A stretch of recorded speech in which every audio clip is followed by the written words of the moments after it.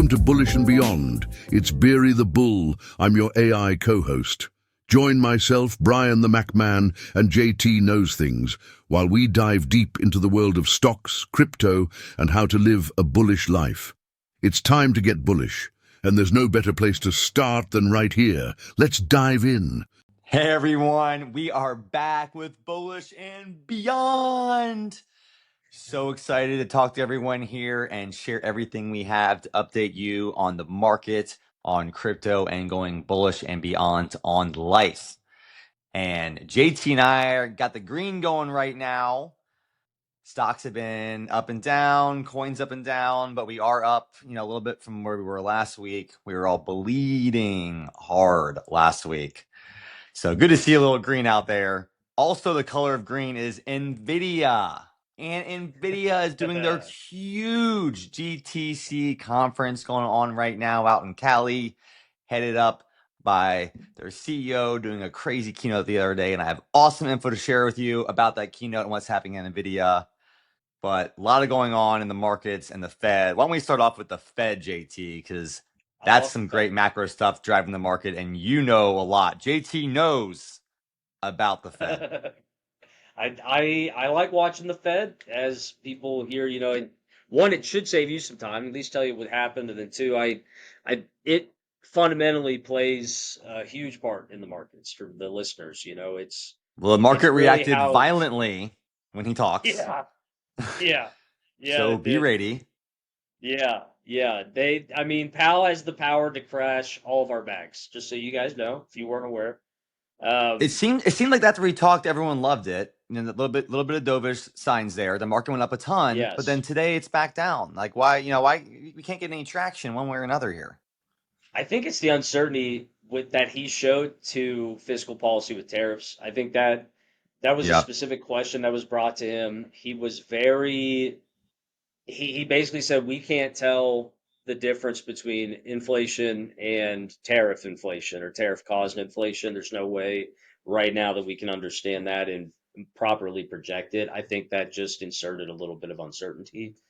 I think them going dovish and getting possibly 3 cuts this year is crazy. Crazy in the sense that I feel like the markets generally are pretty hot. Like, yes, if you zoom all the way in, we're down overall year to date. It's March. It's March. But Q1. I mean, you zoom out 2 years, let's say. Yes. When in doubt, zoom out. Zoom out. Right? Dude, that is such good advice. You look at these little down blips and like over like a decade-long period, it is just a blip. It barely even breaks the line. You can't even see it, brother. Yeah. Seriously. When in doubt, zoom out. But when you're thinking day to day though, it hurts. People need to. I know I said this before, but sit tight. Zoom out and make smart long-term decisions.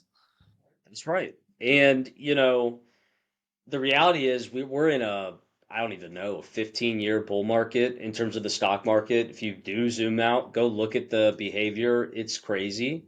And the fact that they want to cut rates, I think it could be a mistake. If you're looking at this, the S&P 500 has always had bear and bull markets anywhere from 2 to 10 years, and they're intermittent and they're short. And that's why you and I are long term. It doesn't really matter. You just buy more, and then your entry gets longer, right. So you get a higher overall return on the names. So it's a good thing. These are gifts. These are blessings. That's why we're bullish. I mean, we like these corrections. We like buying things at good value. You have to have dry powder, as they say. Yes, I mean that is the thing, or an income or something where you can actually, capitalize on what I call these opportunities, which are bear markets. And if they cut like this in a 12-year, and we're at the peak of a 12-year, 15-year bull market. Interest rates are not that high in general when you look out over like a 30, 40-year period. Like our parents would be like, what do you mean? I bought my mortgage for, 19% back in, the 80s. Right, yeah, back when Volcker ruled with an iron fist. Straight credit card Fed fund rate. That'd be rough. That would be crazy. And that's another excellent point. Like why are we cutting? The economy seems to be good. Inflation came back, better than it projected. But wouldn't it be I better if we cut? Isn't it going to spur more investments? These hyperscalers, the Mag 7, aren't they going to invest more? Yeah, I In mean, theory. in theory, I just think like corrections are healthy. I mean, we've been on a rip, an absolute Yeah. shred. So, I mean, in my mind, we're just going to keep inflating the balloon until there's a lot of people like, look at these quantum stocks. I mean, it's a great example, right? I mean, look how much just funny money's They're out down a there. lot right now. Yeah, because there's billions of just All right, so speaking stuff of quantum slushing. stocks, today is Yeah. quantum day at Yes, the yes. Nvidia conference. But all the quantum stocks are down. I actually would have thought there'd be. I haven't looked at the news in the last couple hours, so if there is something released yet, I don't know what it is. But the stocks are down. So I thought there'd be maybe some new tech being unveiled, and when Jensen, the CEO of Nvidia, says something about, quantum being good, some of these stocks went up like 30-40% in a day. So I was thinking that it might happen again, but that did not. So I think that, the PE ratios don't even exist. Most of them have no profits and barely even have revenues practically on some of these things. So I think they are just overinflated and people are just, betting the farm on these things exploding in the future. Yes. It's a lot like the meme tokens in It's a crypto. It's lot the of same hype. thing. They're It's getting just a lot of crushed. hype. And we want to cut rates so we can just have more liquidity to do that, right? It feels very speculative. It feels very, Mm. like you want more of that? You want more of this shenanigans? Because like the loose money's what's I doing like it. We want to borrowing make more it when the interest looser. rates are down, so it's That's what I less mean. mentally fun to borrow right now. Yes, I would speculate more. I'm truly. I know. I mean, that's why they cut the rates. That's why the Fed is so important, listener. That what he just said right there. That this guy he is thinking about that in his investment decisions. How expensive is this debt? How risky can I be in the market because I'm going to lock in this rate for a fixed period of time? And people think about that all the time. Think of all these people with all these assets that are trying to make more money and they have to figure out where they're going to get the money from and it's going to cost something. Whoever's underwriting that is going to make a profit. So they also Yeah, have to pay the Fed for this interest, meaning the money we borrow from the central banks, it is the rate that Jerome Powell controls. Then everyone down the chain of loans gets a they layer margin on 2% on top of top of that. it. Yeah, might as well just stack it, and the closer you are to the central bank in terms of who you work with, the cheaper your rate could be, but you need specific How do licenses we from go the government. direct? What do we got to do?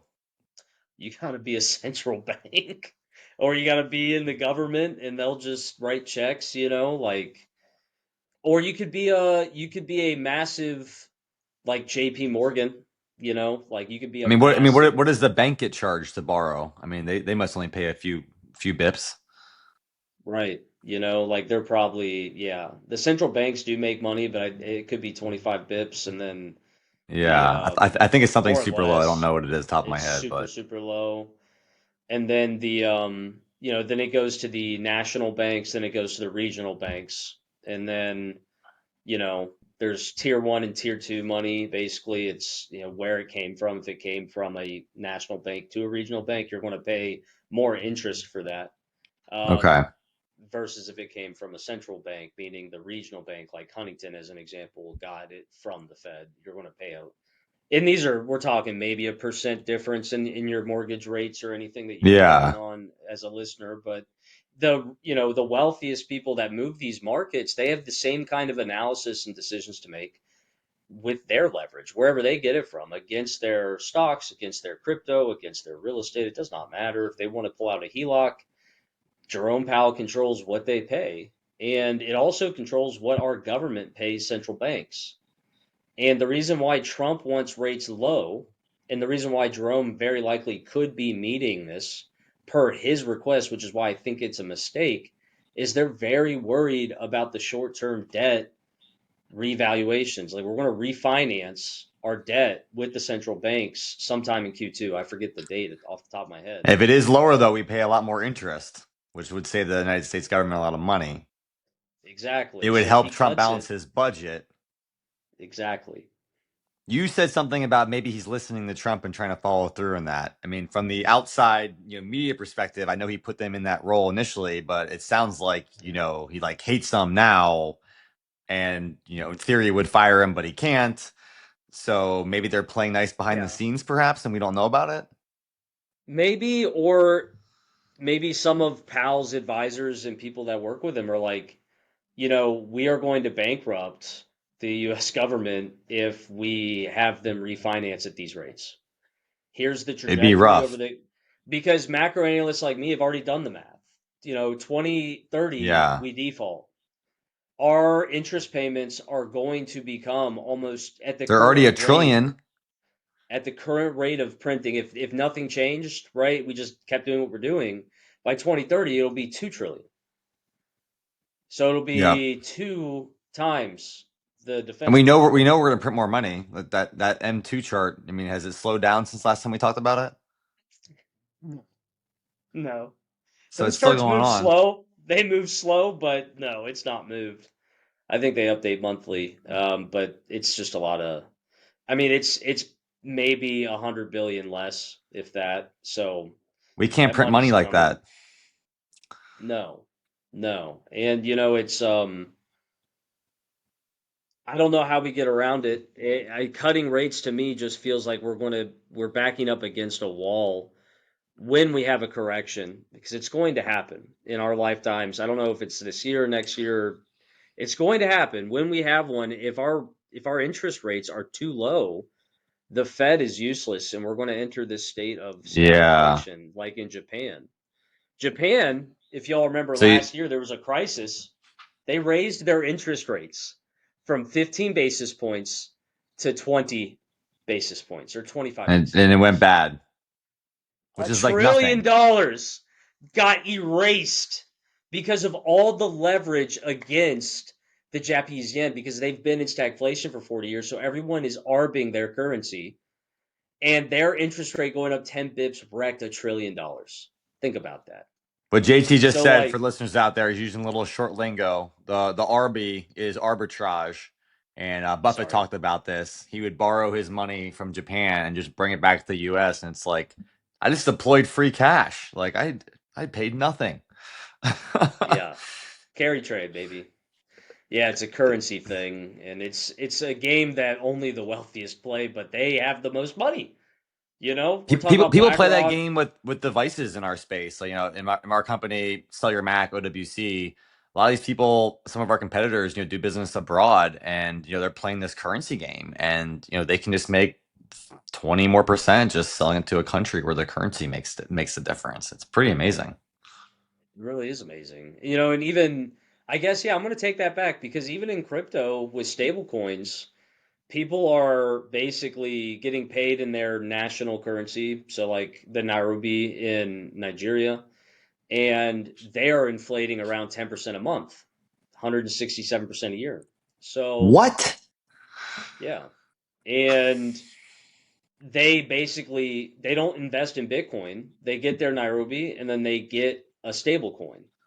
Okay. And it was happening so much that the government banned crypto there and started capturing American citizens No that were way. working there for Binance. Yeah, it's a whole thing in the crypto community. It hasn't got brought out Why would everywhere, they but shut that down? It seems like it would only make their country wealthier by not having those people that are holding it in stable coins having the inflation. now we're getting What's the into downside? the downside is, if you understand money, it's a vector of control. There's a reason They why the US dollar is so defended and it's so revered. Yeah. It's a unit of control. So when you have citizens that are more interested in dollars than the currency that you can print, they're going to look elsewhere for pretty much anything.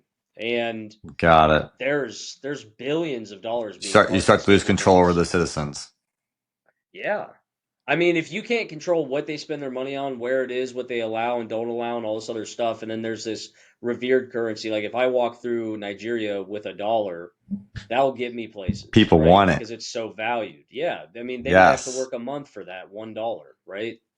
So in crypto, we're saving lives by allowing people to park it in stable coins. It'll never move, but their currency Yeah, is just that's getting inflated out from under them.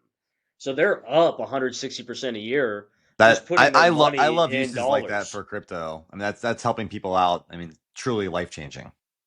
It's, dude, I don't understand how it's a partisan issue. It is financial inclusion for anyone with internet. Yeah. Period. End of story. Race, poverty does not matter. I don't How could understand. it be partisan? Like we're just talking about ways to make Do, money and share money around the world. Like it's like what? yeah. Do you know how much market cap is being thwarted in Africa that could be unleashed on a global economy? Like there could be 50 trillion That's dollars holding of down these value. countries and any investments in Africa. Like why would I invest in Africa if I'm going to lose that valuation that quickly? Like you buy a building and you lose 50% a year on the building? Like no, thank you. Right. Or let's just say the government overturns and now they have a different fiscal policy Yeah. and you get taxed at 50% for property taxes, let's say, because you can't trust the governments over there, You don't know right? what they're going to do. And the reason why you can't trust the governments is because you can't get rich and you can't, get elected. There's no democracy. There's nothing. There's whoever's the strongest owns the country, and they rule with fear and all. It's an awful thing those people are going through, and Well, speaking it's of happening government, everywhere. let's take a little turn. Yeah, yeah, Yeah, yeah. I think President Trump is at a big crypto Oh, conference, digital conference. Would you tell everyone yes. listening what is going on with Trump and the digital conference? Yeah, the Digital Asset Summit. It is, I would call it the high school reunion for crypto companies. This is like the big boys. That's This so is funny. everyone. Yeah, it's like Circle, Coinbase, Kraken, Binance, the largest players all go and they all have speeches and panels. And then the attendees are usually more nerdy. They're interested in the future of these companies. So realistically, it's something that I should probably be at, I but was going to say, I did why are not. you not taking the Yeah. podcast from when? Where's this conference at? Uh, Florida, Florida, I believe. Oh, you could have came to visit Um, me and gone to the conference. That'd be a win-win. yeah, yeah, it would have been a win-win. Yeah, yeah, you're I'm right. finding a lot of conferences are in Florida. I have a conference someone invited me to go to tonight. Someone just told me about one the other night. I mean, yeah, it's all down in Miami, South Florida. I mean, it's beautiful. It's beautiful Yeah, there. And Brickell's like the new Wall Street. There's all this new fast money, so everyone wants to get a that's what footprint they're there, calling it. you know? Yeah, it's the new Wall Street Wall because New Street of the York South. is so totalitarian that the entrepreneur said, F it. I've had enough. I've had enough. I'm not paying 60% taxes. I'm Taxes not. are So insane. I'm just not doing it. So I'm just going to move to People are Florida jumping because through it's hoops on beautiful. how many days they're like in the office and stuff to like flip some of the tax. Like it's so nuanced. I can't imagine having to like clock in or out at the exact time to figure out where my taxes are gonna go. Like that's just frustrating. It's awful. So come to But Florida. yeah, I Bring your Wall know. Street I money should down have. here. Yeah. But he is apparently talking today. Like in the next hour or so, he's going to address Ooh. the entire crypto community on, you know, what the future of digital assets are. And I think I've met a sitting Is it president. a rallying talk or is he going to do something different that we don't know about yet in the crypto community? Like is there any major announcement maybe coming? The announcement is a sitting president is meeting with the lead engineers of blockchains across the world. That's freaking That's insanity. awesome. That's never happened, right? Like, Once again, when's who the cares what you Bitcoin vote for? conference? That's amazing. Like don't we want Yeah, people running the country that are willing to be forward thinking? It doesn't yeah, matter what and you think involved. of him. This is just helping the future of everyone here. Yeah, because it should not be a partisan issue. Like, I don't know why No. the Democrats hate it, other than they are trying to control us, because that is what they're effectively trying to do. They're trying to stop us from using this technology.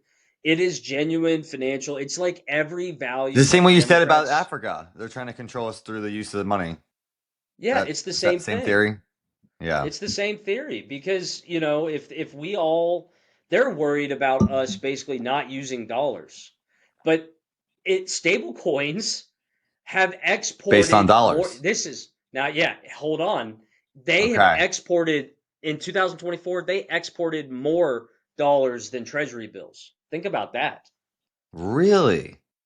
Yeah, to consumers, far more. It was 110 Okay. billion, so that's like Chinese nationals that want our debt or whatever, right? And Okay. stablecoins was 130 billion. Just consumers for So, everyone to clarify, because yeah, companies yeah, are buying more T-bills probably. yeah, 130 Okay. billion. So like people are in greater amounts buying, not even buying, they're I guess importing dollars through stablecoins versus T-bills, which is Yeah. super super interesting, right? Like it's convenience, it's ease of use, and I personally think they trust it more. Like we have a trust issue in every country. No one trusts their governments anymore, Like No one trusts anyone these I days, it feels like sometimes. I mean, we got AI, which is something our next topic. It's crazy. I mean, how could you? There's videos now that make me laugh. But I listen to Joe Rogan a decent amount, and they will use AI to change what he's saying in real time, right? And it makes his mouth match. I mean, it's not like a It's practically voiceover. flawless now.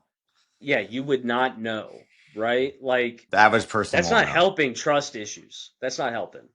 No. Especially There with are a bunch WhatsApp, of things out there, right? like Corey Warfield, who's been a past guest on our show. He is involved with a few companies that are working on spotting deepfakes. So it runs it through this algorithm and it can tell whether it's real or not. But at the same time, that's amazing technology, and I really appreciate that. But when you're watching the podcast live or a TV show, whatever it is, unless there's some layer on top of my TV, I'm not wearing like goggles that are telling me whether it's real or not while I'm watching my TV. So I wouldn't actively know. Yeah. It'd only be If it after. was if it was minted on a blockchain, just putting that out there, you would know day one, as soon as it was generated. You could. You could But you know. can't. But if someone was doing a live government, press conference, it couldn't be minted on the blockchain because it's live, right? Stream to the blockchain. No one's done it yet, but there are people working on that. It's something I look forward to Okay. invest in. Seems like that Like could be it something for the future because I think recognizing having shows and government things streamed live and knowing it's real would be very important. Yeah, because they're getting crafty. There was this one scam that went around for a while where it said live and it looked live, but it was a recording. They just made it look live. And Yep. then on the sides of the video, it said, hey, we want to support blockchain adoption, whatever. Send us a Bitcoin. We'll send you back to Bitcoin. Yeah. And Right. people would literally take the QR code, send the Bitcoin, God, and people then get believe some of these scammed. scams. Unbelievable. It's on YouTube. It's sponsored. I looked at that and I was like, "Oh my God, these guys are so smart." That is Send me a like Bitcoin. I'll send you two. Like, I'll send you two pieces of it looked gold real. crackers. Like, come It looked on. real. It was Elon Musk and Wow. Kathy Wood having a conversation. Oh, I had actually seen it live years ago. It was a recording from years ago. I knew it was like, wait a minute, they did this again. I had no idea. So I clicked it and I realized it was previous 3 years years. old. Yeah. Yeah, and it was like live, live. I was like, "What?" I tricked me. And then I read the Wow. note and I was like, "Wow, dude, it's either North Korea because they've actually scammed 1.5 billion for those who do not know. The Lazarus Group, their I heard wallet is about up to this. 1.5 billion. It's either North Korea, they account for almost 40% of lost funds. And then it That's could be crazy. some really smart independent people. But yeah, it was how does trust not decline Can with someone these tell where the conditions? wallet is? Like, so the fact that 40% of fraud has come from North Korea, like, can I just tell if someone's asking me to send money to a wallet that they are in North Korea? No, so Okay. basically we know it's the Lazarus group. Like we know their wallet because it was released in something Someone uncovered it. Yeah, exactly. Like it's not something they wanted us to know So, some about. some Snowden files, something like that. Like it's like some Something, yeah, discovery. someone on the internet figured it out, and then basically the government proved it was the right wallet because they used it in a case. That's how it was. Oh, okay, okay, sorry listeners, it just happened. I just light bulb. The Roman Storm case, it was a big case, it's still going on. There's this protocol called Tornado Cash. It basically mixes wallets. Well, this wallet used it, and the government knew it was North Korea because Okay. they sued and they arrested, and they are currently pursuing Roman Storm for helping a terrorist organization basically launder money. And they used his protocol without his, like, he just built something. It's like the Ross Ulbricht thing. He just built something and they used it, It's and not now illegal to he's bill, but you can liable. use it illegally.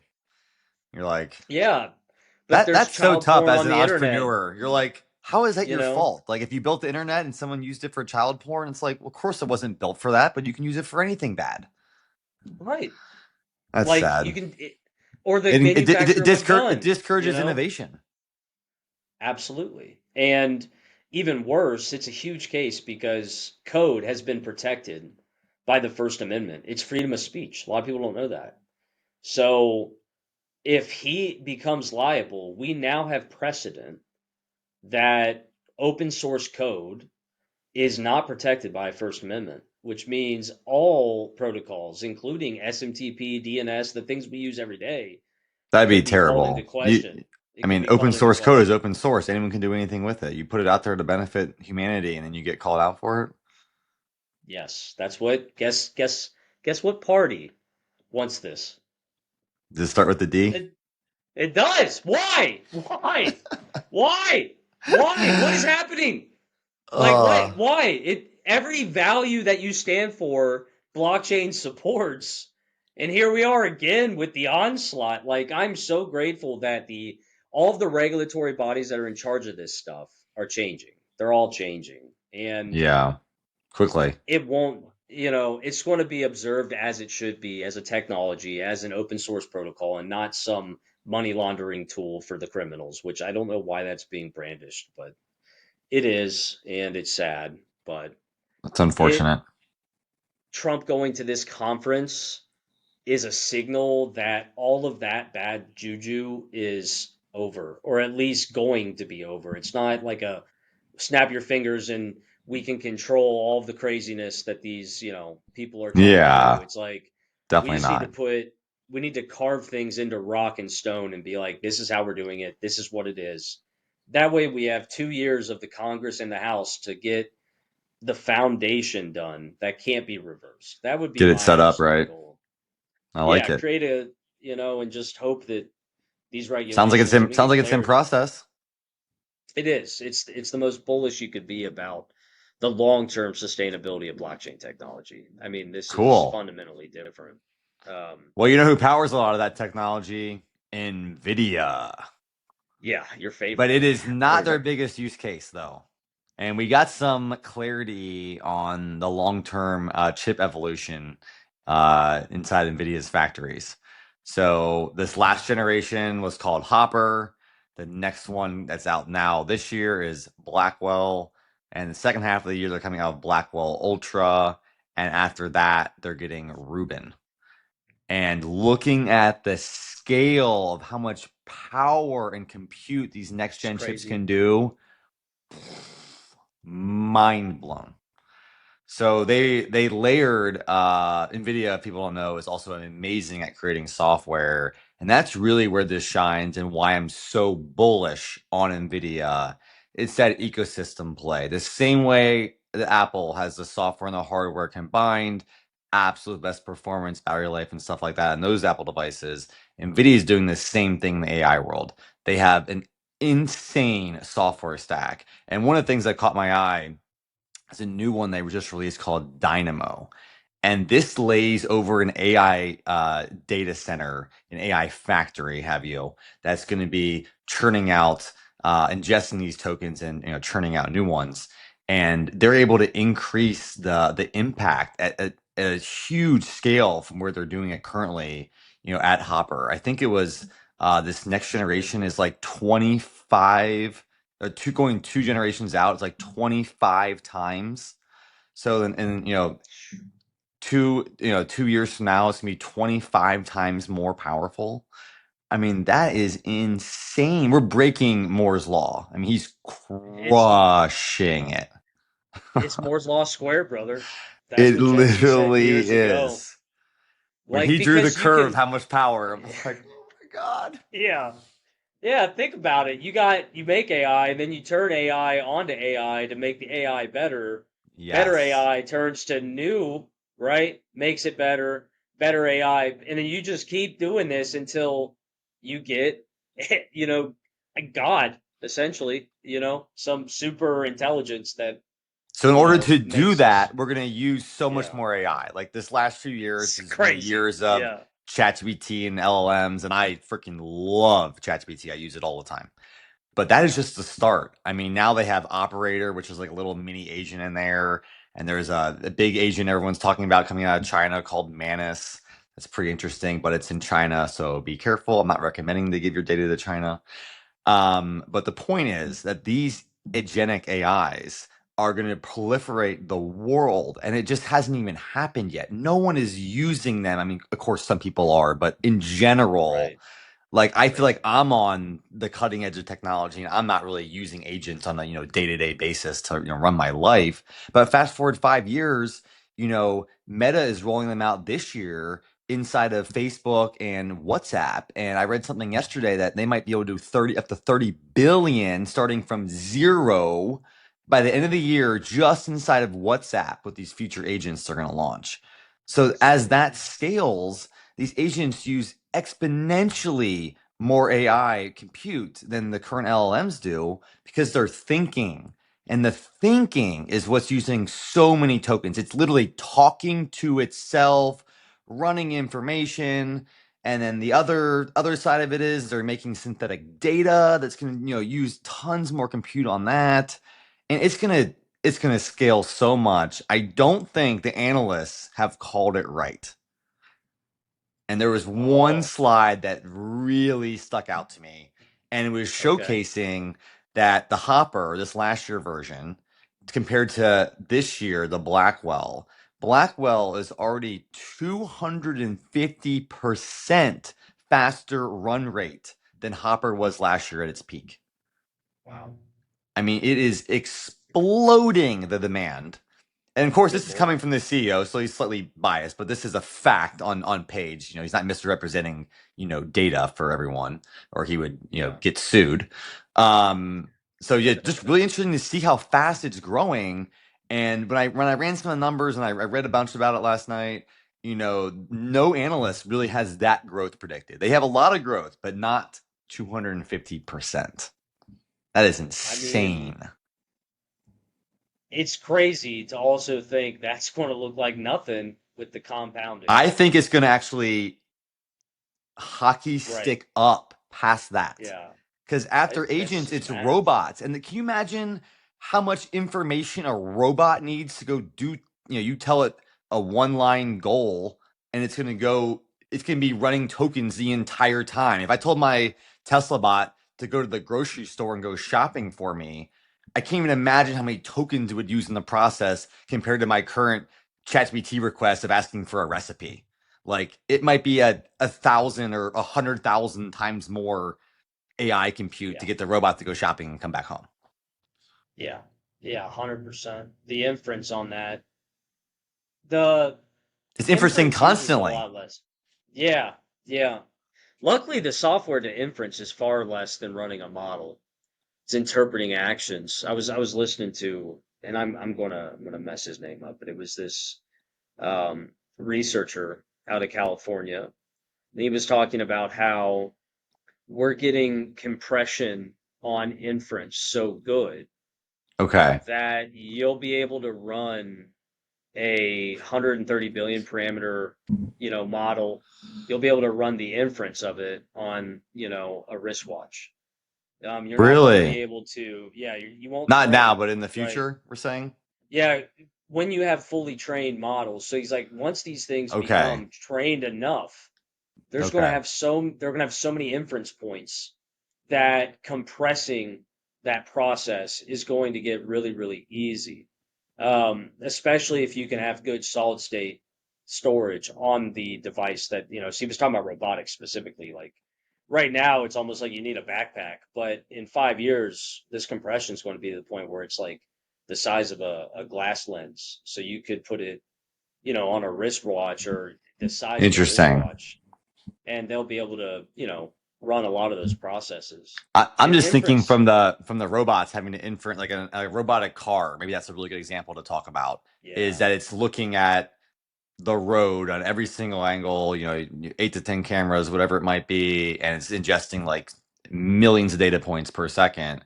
So to be able to crazy. process and inference off that, I feel like there's just so much data coming at it, and the whole time you're driving, it's constantly, nonstop.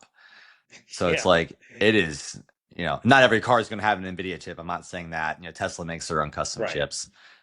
right. But they did just announce Nvidia a partnership with GM on stage. So they're going to be working tight knit with GM to build up 100% of their self-driving That's and crazy. safety first. He says he has the only uh safety code base for a car in the world that has every single line that's been safety tested. He said something like 7 million lines of code, and each line's been individually safety tested. That's crazy. So each inference point of, hey, do I hit an old lady or do I hit the kid that ran in front of my car real quick? Right? Yeah, Like, that's or, because like it knows it's not gonna be able to brake in time, and you has can't to pick brake to has the to pick left because one. it has to pick one. They got to make that choice. Hopefully they hit the old lady because they got about, 5 years left, right? But you got to get that checked, I guess, because some programmer, Sadly, someone's making that decision, or like you got to tell the robot what to do, in that yes. scenario. All these what we call edge cases in software, these inflection points, you need to account for them, and And there's over going to time, be hopefully, endless. maybe the technology right now, like maybe it is going to crash and hit someone, but maybe in 5 years, it's so good It that just it doesn't. stops. I mean, Yeah, or we get it's using, X-ray technology. You can see around corners, and, it's using cameras that are, owned by the city to also pull data in at the same time. So it's seeing the intersection, a quarter mile before it gets there. Like it's just like Oh, that's a future creative thing to planning. think about. I like that. Yeah, that absolutely could be a thing. Palantir is tied We into all should. the CCTV, so it would be a Palantir API, but that could work. Oh, I am I don't bullish think on they. Palantir. I actually just Oh, for sold. sure, I as you sold my should be. Micron yesterday and put more money in Palantir. Yeah, that's a good long play in my opinion. I Peter like Thiel it. doesn't miss. He's been building billion-dollar companies or consulting hundreds of billion-dollar He's like startups never over his lost. career. He's a I'm, he's I'm a sure he's made a bad freak. investment, but like, in his life, Yeah, obviously, but like yeah. where he puts his Dude's a real hitter. money, he doesn't lose. Yeah, dude's a And so hitter. people that don't know, Palantir does tons of AI in the defense space. And the reason I'm bullish on them is because I think they're going to capture more share with government defense spending going down because of how fruitful it'll be to put money behind the right projects by using the Palantir data. Absolutely. That's It's going to be so, exciting. yeah, it's so bullish. We're gonna need so much You power to can't. run this too, and I haven't done the research on it all yet, but I do want to bring back to this what companies are gonna crush it in the energy space around AI, and particularly how to really increase the power going into the data centers, because the data center is really just limited in terms of how much money it can make every company that owns it by the amount of power coming in. And if you only have, 1 gigawatt coming in, how much compute you can physically run 24 hours a day, and you can't get any better because that's all the power you can have. So they're limited by power, which is crazy. Yeah. And they are using a lot of It's, power. I mean, I do believe that is why Trump is talking about an energy boom. I think he is trying to incentivize people to come generate energy. And he is great at incentives, he is great at business.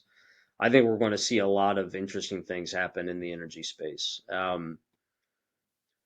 Which, I'm interested in investing in oil. I think it's an interesting business. So, I'm excited to we're see. always gonna need fossil fuels. I mean, everything I read, it's not going away. So I mean, I was blown away because, I've been talking to operators. I was blown away that they operate on a supply only economic model. And I had asked why.